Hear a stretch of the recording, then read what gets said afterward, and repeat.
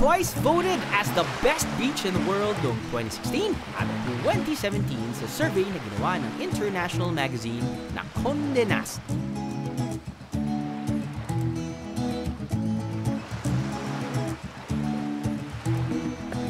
Pero ang pagiging popular ay may kakambal palang problema.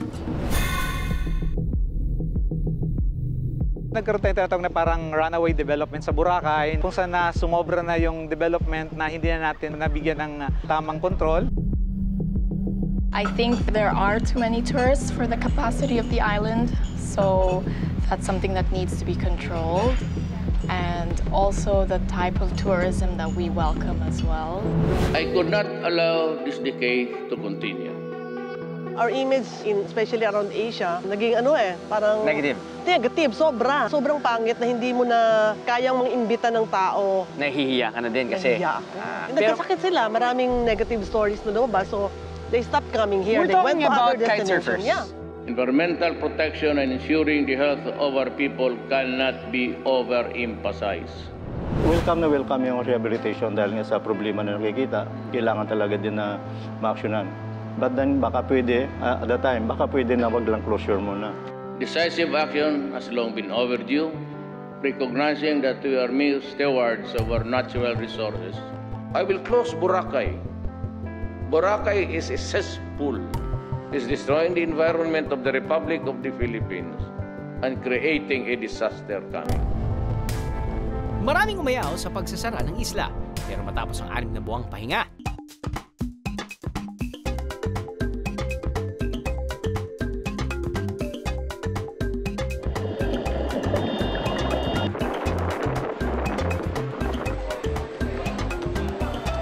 Buwan natin to. Tama. Walang hindi masarap. There is nothing like waking up early in the morning sa kahit anumang beach. Most especially here in Boracay dahil alam mo naman maraming tao. It's a major tourist destination here in the Philippines, even in Asia. Laking bagay na mag-gising ka ng maaga sa napakagandang view para sakop mo yung kahit a few 100 meters of beach area na walang tao. naging matagumpay kaya ang Balik Alindog program ng Boracay?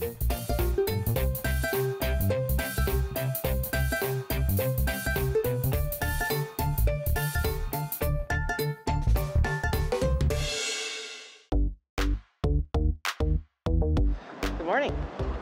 Bago to ah. Okay, so first time back here in Boracay after 2 years. After 2 years, landed in a new airport, and we are now at the port.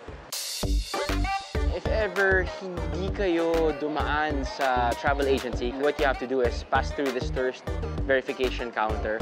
They will check your accommodation reservation na syempre magagaling yan sa kahit anumang resort, hotel, and then they will verify it, and then they will give you some sort of a paper, which in return you can actually use to buy your own ferry ticket going to Boracay. Now, but if you, of course, your accommodations or your stay in Boracay via an agency, sticker lang, diretso na kayo kagad sa port.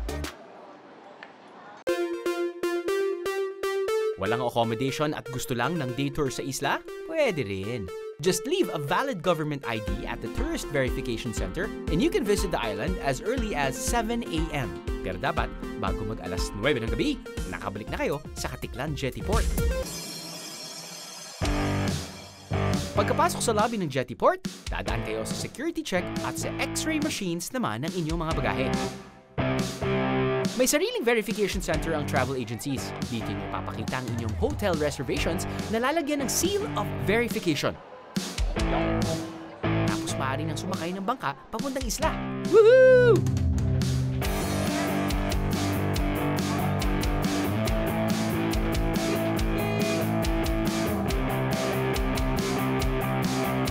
Pagdating sa Cagban Jetty Port o pier ng isla, maaari nang sumakay ng mga van, kotse, tricycle, or minibus tulad nito na solar-powered pa. Alam nyo ba na karamihan ng tricycle sa Boracay ay electric na rin? Zero emission, rechargeable at environment-friendly pa. Astig. Paglabas ng port, kapansin-pansin na lumuwag ng konti ang kalsada at may sidewalk na. Pero hindi pa tapos ang main road ng isla, lalo na papuntang Station 1 and 2. Speaking of stations, FYI lang mga biyahero, pareho pa rin naman ang pwesto ng mga station ng isla. Pero may bagong station sa main road ng isla, ang Station X. Alright.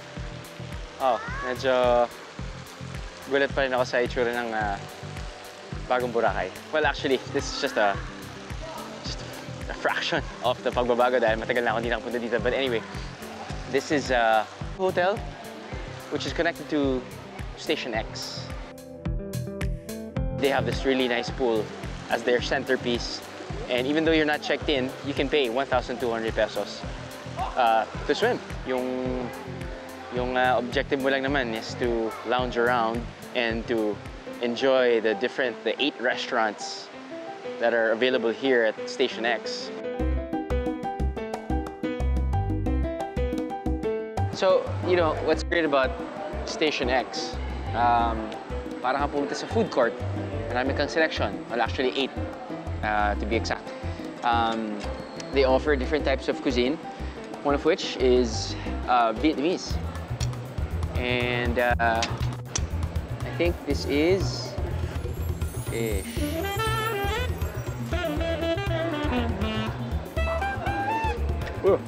May pa siya. Wow. Hindi ko alam kung dahil sobrang gutom na gutom ako o talaga masarap. Hindi, masarap talaga siya. Malaking bagay ito. I think it's dill. Usually kasi pag isda, yung bagay na herb ay dill. At dahil dyan, delicioso siya. Gusto ng konting hang. Konting kilig sa inyong Vietnamese dish at konting saltiness galing sa bagoong, pwedeng-pwede.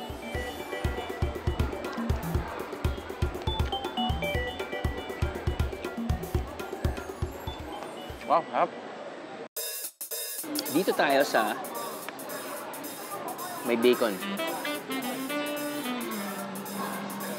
At dahil wala naman rule, kukuha ngayon ako nito.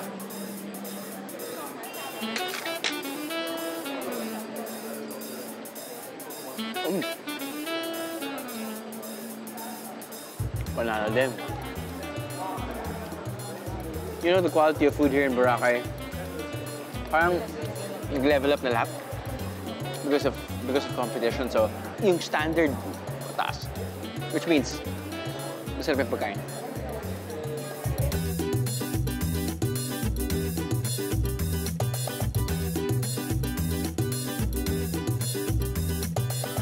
Kuha natin ito, Chong.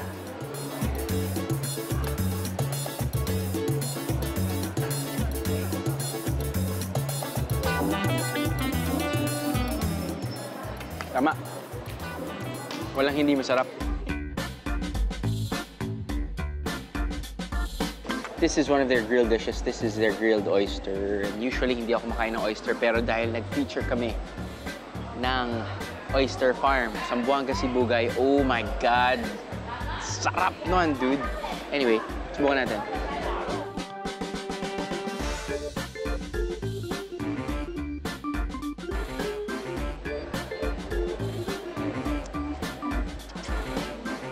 Ang sarap. Yay, nag-crossover na ako dun sa linya na hindi na ako takot sa mga oysters. Yes! Congratulate me. Hindi ka iinom ng tubig for how many days? Para kang madi-dehydrate. Para talagang cut na cut. Buti na lang, tatay na ako. Hindi ko na iniisip yung mga ganyan. Pagdating sa Boracay, kain lang ng kain. Yes! Dahil nasa isla tayo at malapit sa dagat, hindi mawawala ang mga pampalamig na dessert tulad na lang ng Korean halo-halo o bingsu.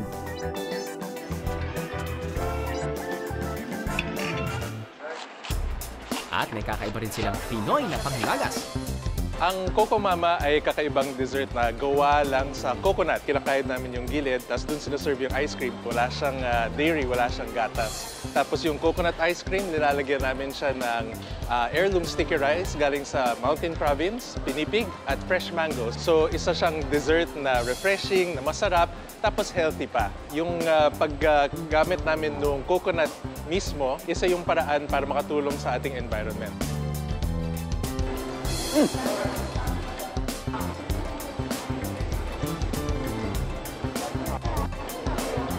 Oh yeah! Maliban sa Station X, tutulo rin ang laway nyo sa Italian restaurant na to. Yung mga sinerve namin kanina is yung mga pizza sensi, then baby back ribs, and then gambiri burro aglio, tres de boschette, antipasti sensi. Yung totoo, bumabiyahe lang talaga tayo para lumamon. Boracay 101 tayo mga biyeros. Ngayon, may ilang requirements na ang local government bago kayo makapasok sa isla. Tulad ng dati, maaari pa rin makapunta sa Boracay via Calibo o Caticlan Airport or Caticlan Jettyport. Pero may ilang pagbabago. Sa ilang airline, bago pa man kayo makabook ng ticket, may makukuha kayong warning o paalala na dapat may confirm booking muna kayo sa mga accredited hotel ng isla. Ang iba naman sa mismong ticket na inilalagay ang guidelines. Ito kasi ang paraan ng gobyerno para mabantayan ang dami ng dumadating na tao sa isla. As of now po, hindi pa naman po tayo lumalampas sa ating tinatawag na carrying capacity. Pag open po after ng closure po, up to now, ang average turista na dumating po sa atin ay dumarating lang po sa 3,007 and below. As of February 2019, 316 na ang accredited hotel sa isla na may 11,612 rooms ready for occupancy. Isa na rito ang beachfront hotel na to.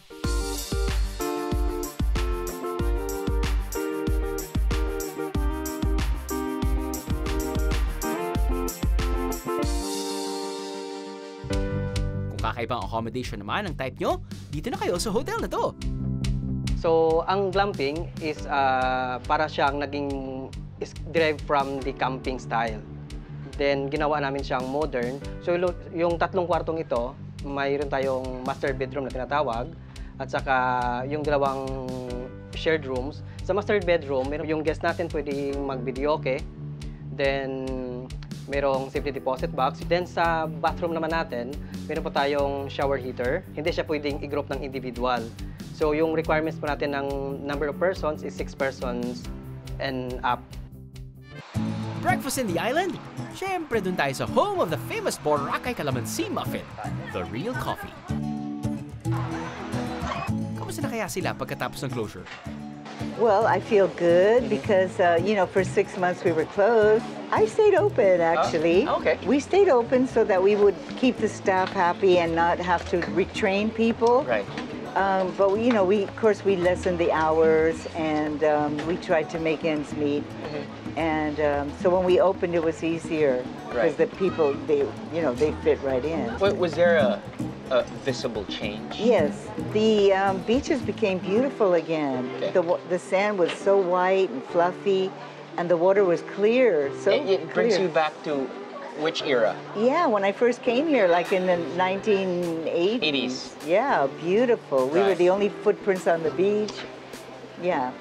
And then, of course, with the opening, it was an influx, but we were happy to be earning again. What's the best time to go when there's no people around? That's not happening anymore. Well, weekends are very busy, but Tuesday and Wednesday are the best days. There's no people. Okay. Which one? It's hard to say because before we really did have seasons, you know, when people would come. So I think the next influx will be Holy Week. Buti na lang, habang nakasara ang isla, nakagawa pa sila ng bagong produkto. How's the muffin? This is good. It's very moist. Yes. And it's funny because, you know, of course, I've tried your calamansi muffins a million times. This is like a good change. It's not very citrusy. It's sweet, it's moist. And we're calling it Mango Mania because people are crazy for mangoes. Correct. Rightfully, because they're the best mangoes in the world. They're in the Philippines. In the Philippines, correct. For sure. Ay, ito yung pinupuntahan ko talaga sa Boracay. Pagsabit ng hapon. Tapos yung pabaksak na yung araw. Nako! Sarap kumain. Sarap kumain, sarap uminom. Ay, nako. Eto talaga yan eh. Perfect na Excuse me, sir. Yes. Good afternoon po. Bawal po tayo kumain dito sa beach, sir. Bawal po. Meron pa tayong ordinansa na bawal po kumain dito. Bawal po. Opo. Oh, actually, pumanta lang talaga ako dito dahil alam mo ko meron kayong 25 by 5 rule. Tama? Opo. Paki-explain nga yun, sir. Yung as 25 plus 5 po yung rules natin is bawal po tayo kumain, bawal po tayo mag-smoke, bawal din po tayo mag-littering, Okay. at bawal din po tayo uminom ng alcohol po dito sa beach. Any time of the day? All the time. All the time? 24/7? 24/7 po. Okay.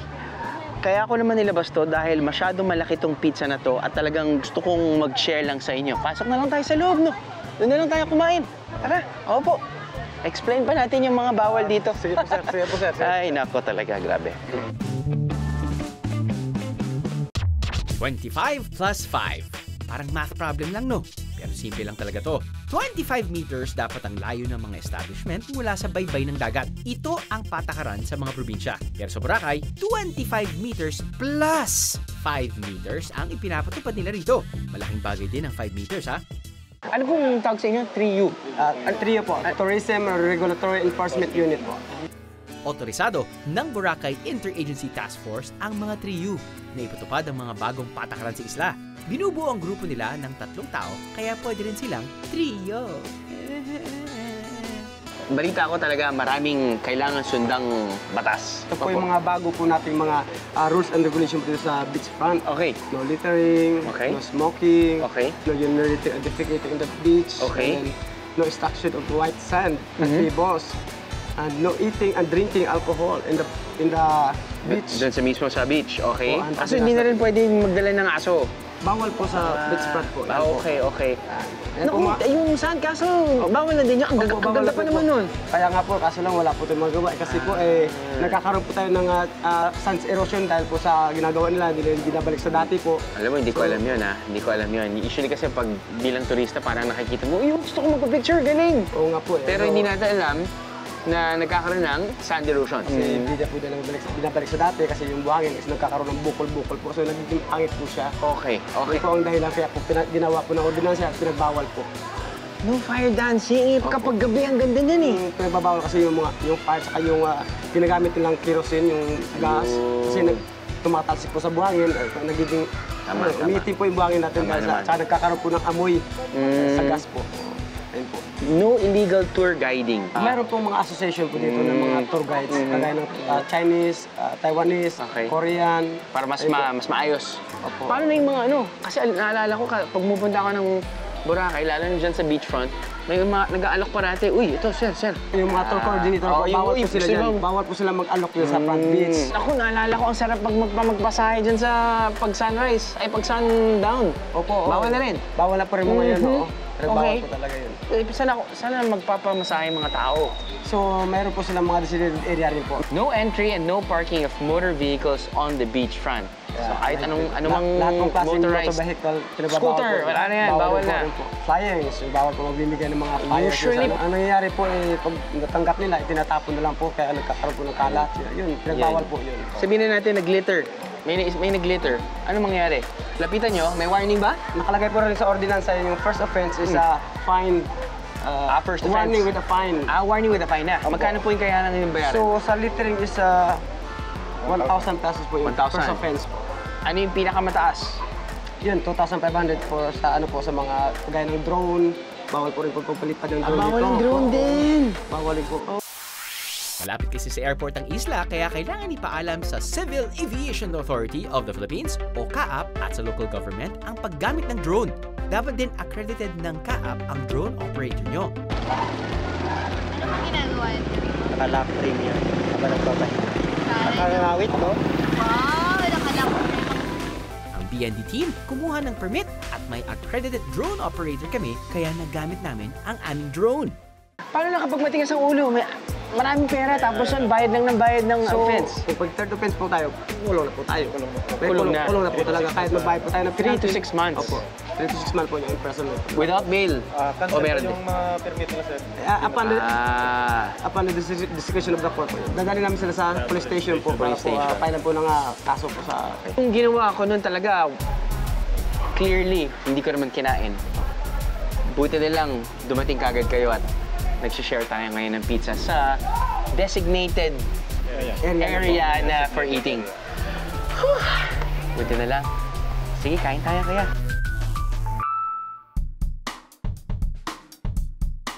Ilan lang ang mga yan sa mga bagong patakaran sa Boracay. Para malaman lahat ng mga to, makikita nyo ang mga malaking karatula sa beach na magpapaalala sa inyo ng mga di maaring gawin. Kunan na ito ng picture o i-download sa kanilang website para lagi kayong may kopya ng kanilang guidelines. Ngayong alam na natin ang mga bawal sa isla, ang next question, asaan ang mga designated areas na to? Para sa mahilig magpalagay ng henna tattoo o magpamasahe, may mga designated area ang bawat station para dito. Hindi na po pwede silang lumapit sa mga turista dito na nakahiga sa beach area, beachfront, at doon na lang po sila sa designated area nila. Hindi na po pwedeng pakalat-kalat po sila dito. Pasalubong ba ang hanap nyo? May area na rin sa bawat station para dito. Wala na po yung mga vendors na dating nandyan sa side po. Bali, binigyan po kami ng bagong area na kung saan magkakasama kaming lahat na nagtitinda po. Okay po yung isang area kami kasi una-una pare-pareho din yung presyo namin. Pas pangalawa po, malalaman namin kung sino man yung mga illegal na nagtitinda, mas naging maayos yung sistema po. Kung magawi man kayo sa Station 3, daan na sa pwesto nila Ate Luisa. Henna tattoo? Check! Massage area? Check! Pasalubong? Check! Ang mga street food na nakagawian na sa mga daan sa Boracay. Asa na kaya sila? Kung makikita po nyo sa ating paligid, ayun po ngayon sila, na beyond the 25+5 na po sila nagbebenta. Ayun! Konting lakad lang naman pala at maaari mo pa rin matikman ang mga ihaw-ihaw na yan. Tandaan lang na huwag lumampas sa designated area kung ikaw ay kakain. Bawal ang pasabay. Kung hindi, lagot kayo kay Maring Winnie! Medyo nakikita namin kapag gabi, wala, di ba? Siyempre pag gabi, nawawala ng officers, lumalabas pa rin yung mga illegal. Kapag kayo ay isang biyahero na, you know, who are responsible and who also would want to maintain the cleanliness, peace and order of this island or any island, might be best for you not to support yung mga illegal business transactions na yon, no? Alam kong nakasanayan na natin ang magpa-selfie sa mga sandcastle na to as a souvenir for our trip in Boracay. Pero di ba mas maganda pa rin kunan ng litratong sunset?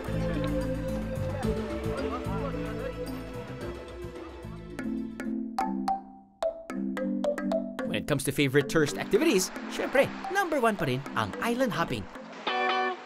Maaring bumisita sa katabing Puka Beach. Ito rin yung isa sa mga pinupuntahan talaga dito sa Boracay. And I'm sure, kapag nakapunta kayo sa Boracay, nakapunta na kayo dito sa Puka Beach. Either, you know, just by walking, or via tricycle, or via small bus, via ATV, or gumamit kayo ng bangka, pupunta dito. Yep, this is still the Puka Beach that I remember. Slightly. Why? Well, they also follow the 25+5 rule. So yeah, makikita mo naman dito na it's still pretty much the same in terms of cleanliness, which is very good. There is nothing like waking up early in the morning sa kahit anumang beach. Most especially here in Boracay dahil alam mo naman maraming tao. It's a major tourist destination here in the Philippines, even in Asia. Laking bagay na magising ka ng maaga sa napakagandang view para sakop mo yung kahit a few 100 meters of beach area na walang tao.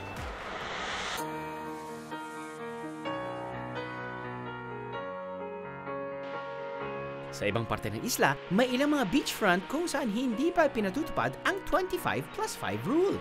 Pero sa mga darating na araw, ito na raw ang target ng local government.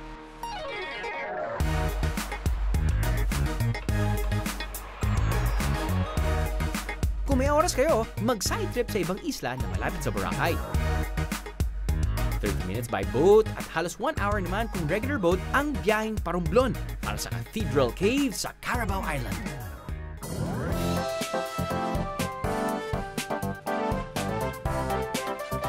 You can spend your day here swimming.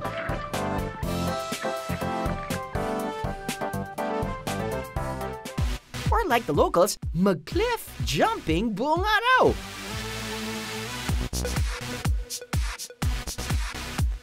Dami ng tatalunan dito. Tiyak, kayo na lang ang susuko.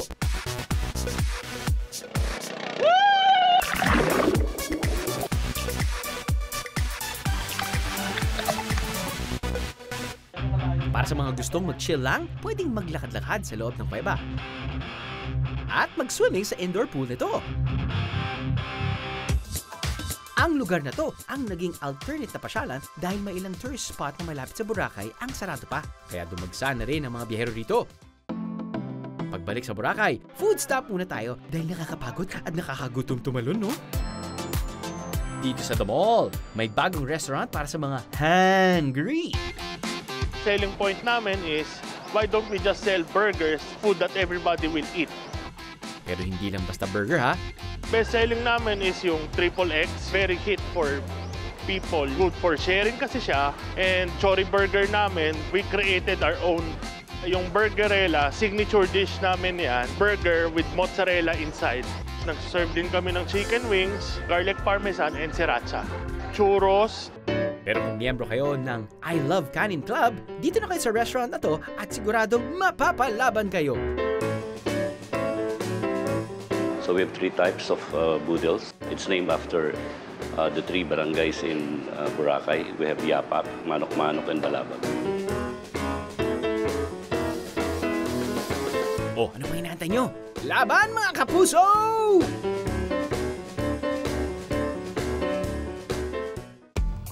Isa rin sa sumisikat na establishment sa isla ay ang beachfront restaurant na to. Ang kanilang mga pagkain, inspired daw ng mga beaches around the world. Hanep! Meron silang seafood, barbecued chicken, ribs and burgers, mga nakagawian na nating agahan at dessert but with a twist. And refreshing drinks na bagay habang nakatambay sa resto. Panalo! Yup! Busog na busog ang buong BND team! Happy tummy na naman kami! Yoohoo! Matapos natin kainin, kilatisin ang buong white beach ng isla. Bulabugin naman natin ang kabilang parte nito, ang Bulabog!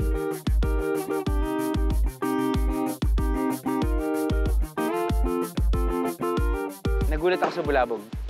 Buhay na buhay. Nabulabog ako actually. From when I remember it to be, it's medyo basura. May mga pipes. Yes, may mga pipes. Yes. What happened? Yun yung rehabilitation nangyari. Okay. Tinanggal yung mga pipes. Right. Ngayon, nagko-construct mo sila ng isang pipe lang. Okay. Na doon lalabas yung malinis na yung drainage water. Okay. Storm drainage lang talaga. Okay. No more galing sa kusina mo, galing sa kung saan-saan. Pinutol na yon. So in terms of waste management system dito sa Boracay, it improved? Oh, malaki. Ma'am, you've been here for quite a long time, yeah? Very long time. Ilang Before years you were born. Ilang years na po? I was here in 86. Before I was born? Wow. No, I live here since 86. My house, I started the windsurf kite school since Right. 86 yung windsurfing, 2001 yung kiteboarding, pinanganak. How do you feel with everything that's happening? Masaya dahil malinis na yung tubig namin. No? Kahit lang yung buong mundo pumunta dito, malinis na yung Boracay. Yung sinasabing cesspool ng ating presidente ay hindi na gano'n. Hindi na po gano'n. Bakit maraming nagka-kitesurf dito sa Bulabog? Dahil ang Bulabog, isa sa pinakamagandang kite destination sa buong mundo. Bakit po?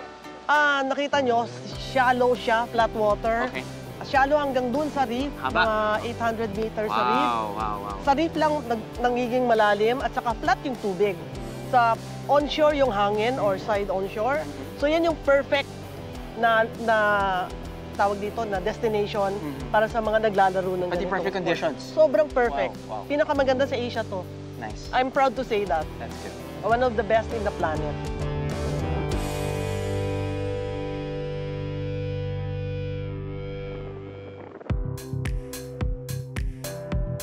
Nasa Bulabog din ang boutique hotel at restaurant na to na pagmamay-ari naman ng isang Pinay at kanyang asawang Italiano. Dito tayo ngayon sa Lanterna Resort and Restaurant. Now, apparently, you can't just walk in. If you're like a friend of a friend ng owner, then pwede rin yata. Anyway, they serve Italian food. Appetizer. Your usual Italian appetizer, your carpaccio. Usually beef carpaccio yung kinakain natin. Pero ito yung parang hindi pa siya sobrang luto. Meron siyang olive oil, meron siyang capers para maalat. Hindi squid, pero octopus carpaccio. Boom. Dali mo, baby.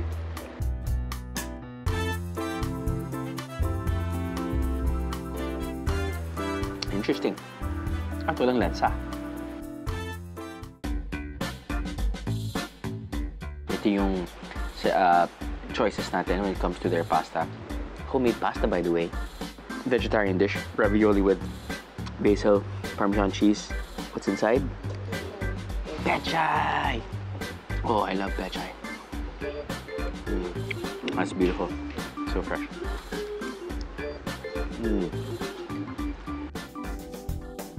Mango season is in. Mix it with panna cotta. So creamy. Sarap ng panna cotta. Matapos ang hapunan, konting kwentuhan muna with Kindra, ang anak ng may-ari ng halos dito na lumaki sa isla. Your dad's from Italy? Yes. Your mom's from? She's from Mindanao. From Mindanao, okay. How do you feel about the restrictions? There is a lot of rules on the island. It's just so many. It doesn't feel like you're free. And so it also takes the pleasure out of being in a vacation island. You can't really avoid tourism in any island or any developing country, but then we should also think about it in a much more sustainable way. Right.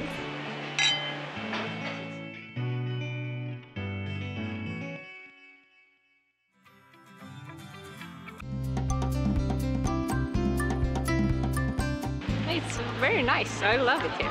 The best experience is just to hang out at the beach because it's so beautiful. The best, I think, is the beach. This area here, that is, so long and so many people, and the water is so clean, so green. Malaki yung pagbabago ngayon. Actually, yung beach side, mas malapad na siya ngayon. Mas makakagalaw ka ng maayos. Di tulad dati, maraming bed sa daan, and then maraming disturbo, maraming nagpa-party sa daan. So, malinis yung island ngayon. Mas malinis siya compare sa nakikita ko before. I agree. Ayos, malinis, at malawak na nga ang beachfront. Pwedeng-pwede ang sunbathing galore sa kahit anong parte ng beach. Pero kung gusto mo naman ng aksyon, saan ka na pupunta? A lot of our activities are booked online. And we also have walk-ins. Our office is located very near to the mall. So we have also walk-ins that come into our office and make all the reservation. Mayroon po tayong tinatawag na docking station. Nandun po ngayon sa Station 1 at sa may Station 3. Dito lang po pwedeng mag-dock yung ating mga water sports boats at yung ating mga paraw. So, hindi po pwede silang pumunta sa gitna dito sa may Station 2. So kung nakikita po nyo, yung pinakadulo po doon, yun ang water sports area at doon lang po sila po pwede. Mula sa docking area, dadalhin kayo ng bangka papunta sa water sports area at dito nyo maaaring gawin ang mga paborito nyong water activities tulad ng helmet diving.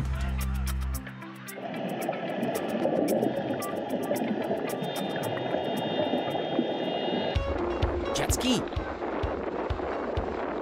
Parasailing. Banana boat at iba pang water rides. Dahil maingay at matao ang mga activities na to, minabuting ilayo sila sa main island and beachfront para hindi makaistorbo sa ibang bihero. Pero ang mga non-motorized water activities tulad ng paraw, sa White Beach pa rin dumadaong, pero sa designated area lang ng Station 1 and Station 3.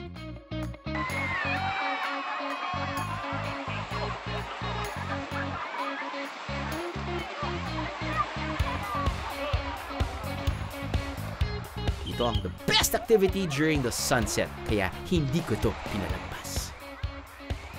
Sa loob ng 30 minutes, maglalayag kayo sa harap ng white beach na tila patungo sa lumulubog na araw.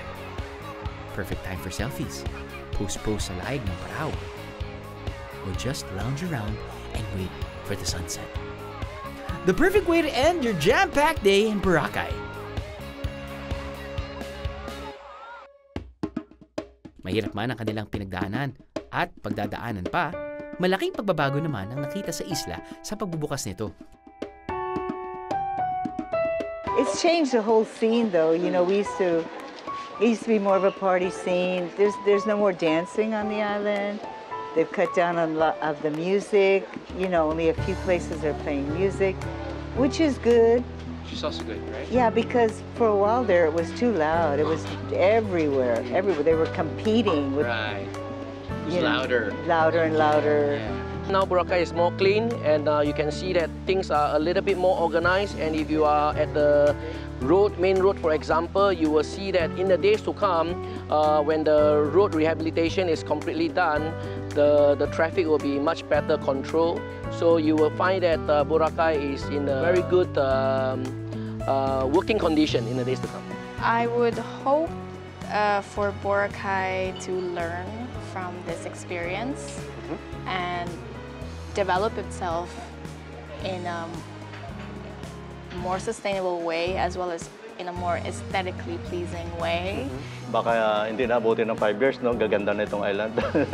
Kapag natapos na lahat ng mga plano, mga projects na yan, makikita natin ang Boracay sa parang premier tourist destination talaga. Of course, medyo may kahirapan sa iba, dahil medyo siguro yung Boracay medyo a little bit expensive compared sa before, no?